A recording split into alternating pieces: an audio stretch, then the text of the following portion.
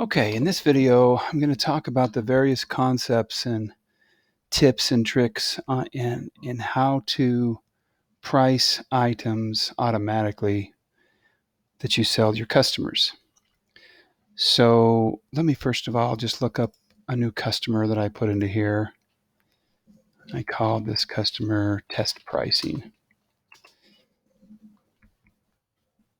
And you will see on the pricing tab of the customer, I'm going to go ahead and take that default out. So this customer doesn't have any pricing whatsoever.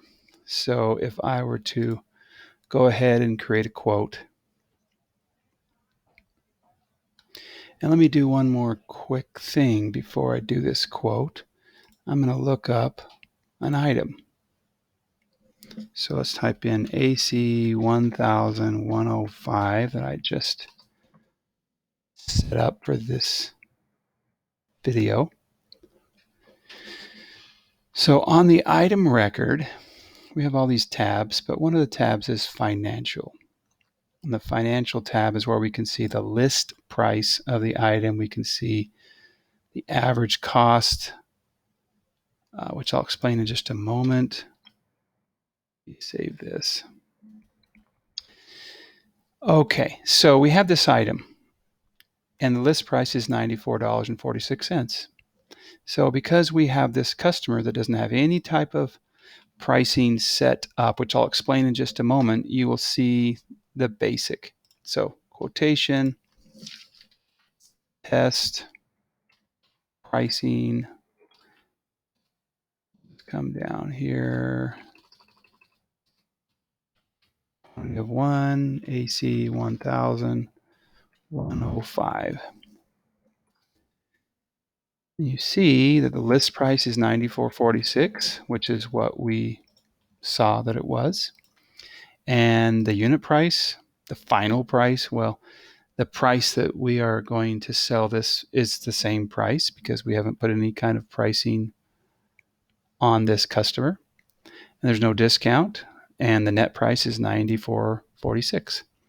So by default, if you do nothing to change the customer's pricing methods, then they will get the list price on an item. Now, another way you can set up prices on an item, you don't have to put these into place, but you have the option to create price levels, call them whatever you want, make as many as you'd like. And then you can define if this price will go into effect based on quantities. If I wanted to put 1 to 5 here, then they would only get this if they bought within 1 to 5, and if they were set to a C price level, which I'll explain in just a moment. But you can see here that C price is $70, and the B price is $80, and the A price is $85. So each item can have a list price and can have an unlimited number of price levels.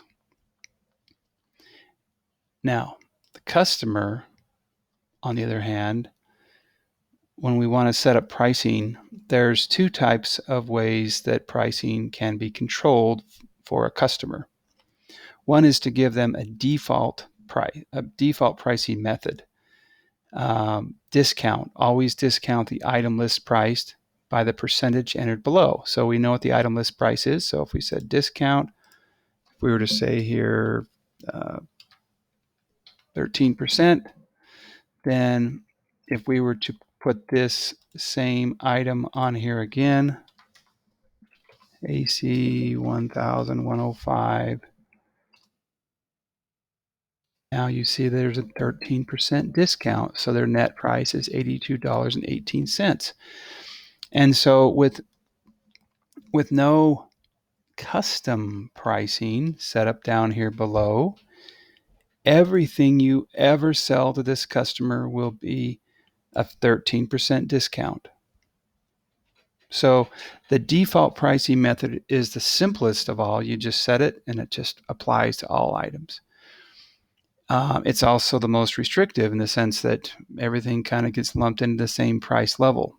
Sometimes you want to sell more expensive parts for a smaller discount and maybe a $10 part for well, it depends if we're talking about discount versus markup. If we go here and we say markup, always mark up the price above cost by the percentage entered below. In this case, let's say we want to mark it up 20%. Now, a 20% markup on a $200 item is a $40 gross profit.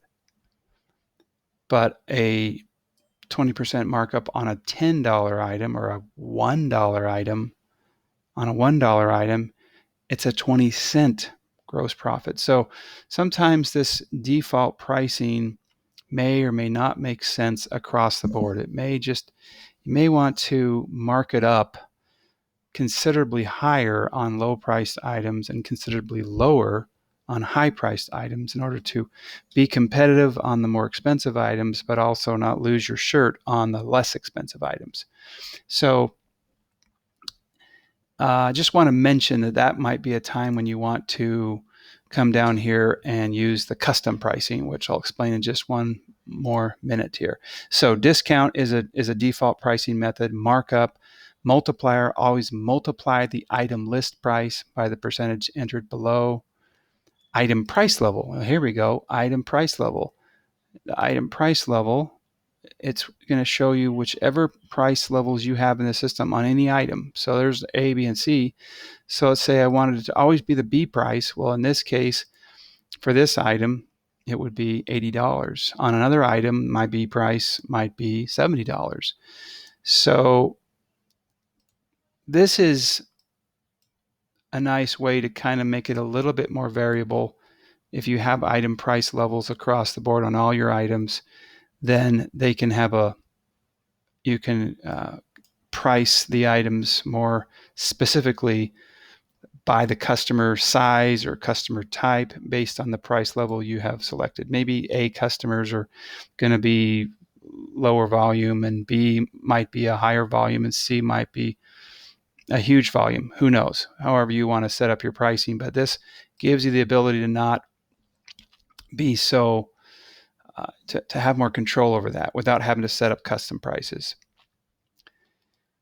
And the last option is item list price. Now, if you pick this, you're just specifying this item list price. It's the same thing as just having nothing. Because if you have nothing, they'll always give it a list price.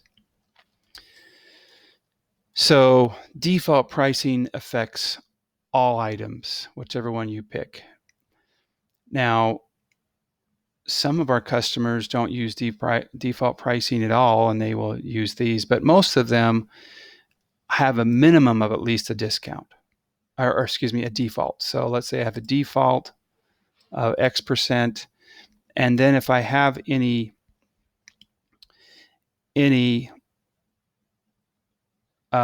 custom pricing set up, the custom pricing will override the default. So let me explain this in a little more detail. So like I was mentioning about higher priced parts and lower priced parts, maybe you want to sell types of parts for different types of, the default is just a one size fits all, but in this case, you can say, well, whenever we sell any bumpers, any of the items where the pricing category is bumpers, and every part can be in a pricing category of some type. So whenever I sell this customer any bumpers, I want to give them the B price. Or I want to discount it 40%. Or I want to mark it up a certain percentage above cost, or I want to multiply it a certain percentage, a certain number of the list price, or I want it to be a specific price. And I can also apply these constraints that this only applies if they buy more. Maybe I tell a customer if you buy more than 10 bumpers at a time, which probably isn't going to happen, but could. If you buy 10 to 100, then this will take effect. Otherwise, if they're buying one, this would take effect. So it's so flexible on how you want to design your pricing. Maybe I want cooling to be a discount of 45%. Maybe in the case of some small things like, what do we have on here?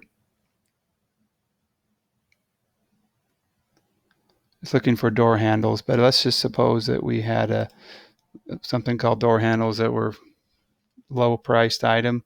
Maybe we'd want to just mark it up 200% above our cost, or 500% above our cost, or something like that. So this custom pricing table, you get to define by the type of item how you want to price it for this customer, and if you want to put any quantity constraints on those prices.